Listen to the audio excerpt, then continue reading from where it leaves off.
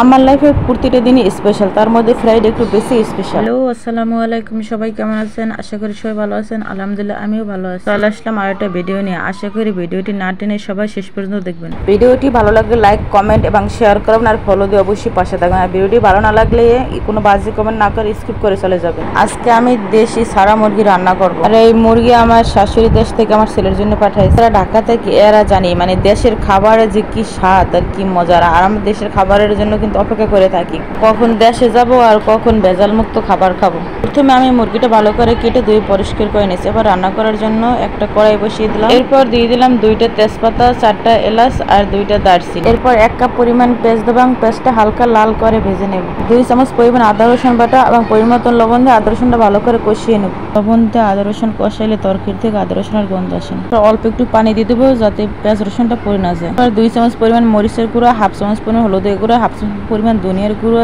দিয়ে ভালোভাবে মশলাটা কষিয়ে নেব। মশলা কষানো হয়ে গেছে। এবার ধুয়ে রাখা মুরগির গোশগুলো দিয়ে মশলার সাথে ভালো করে নেড়ে নেব। এবার মুরগির গোশটা ভালো করে কষিয়ে নেব। আপনি গোশটা যত করে ভালো করে কষাবেন মানে খেতে ততই মজা হবে। আর মুরগির গোশটা কষানো হয়ে গেছে, দেখতেই মনে হয় অনেক মজা হয়েছে। এবার যে আলু দিয়ে দেবো এবং আলুটা একটু কষিয়ে নেব। প্রথমে যে কথাটা বলছিলাম যে আমার কাছে প্রতিটি দিনই স্পেশাল, এর মধ্যে শুক্রবার দিন একটু বেশি স্পেশাল। শুক্রবার দিন স্পেশাল হয় এটা বিয়ের আগে বুঝতে পারি না, মানে বিয়ের পর বুঝছি। ঢাকা আসার পর যেহেতু আমার স্বামী জব করে শুক্রবার দিন বাসায় থাকে, এই জন্য আমি শুক্রবার দিন আমার বিয়ের পর থেকে সবসময় চেষ্টা করি ওর পছন্দ মতো রান্না করার জন্য। এখন যেহেতু আমার ছেলে আছে, এখন আমি আমার ছেলের পছন্দের বেশি গুরুত্ব দিই আমার হাজবেন্ডের চেয়ে। কাপুরাই দেখি ফেসবুকে দেয় যে এর স্বামীর মানে ভাগটা বেশি, তারপরে বাচ্চার, তারপরে মানে নিজের। কিন্তু আমি আমার ছেলের জন্য সবসময় বড় ভাগটা রাখি, তারপর হাজবেন্ডের, তারপর আমার নিজের। আমার ছেলের এখন বেড়ে ওঠার বয়স। এখন আমার আলু কষানো হয়ে গেছে, এখন পরিমাণ মতো পানি দিয়ে দেবো যাতে আলুটা সিদ্ধ হয়ে যায়। আমার আলুটা সিদ্ধ হয়ে গেছে, এখন আমি ভাজা জিরের গুঁড়ো দিয়ে দেবো। আমি ভাজা জিরের গুঁড়ো দেওয়ার আগে একটা কাজ করি, আমি যখনই গোশ রান্না করি তখন এই গোশের ভিতরে যে মশলাগুলো দিই না, আস্ত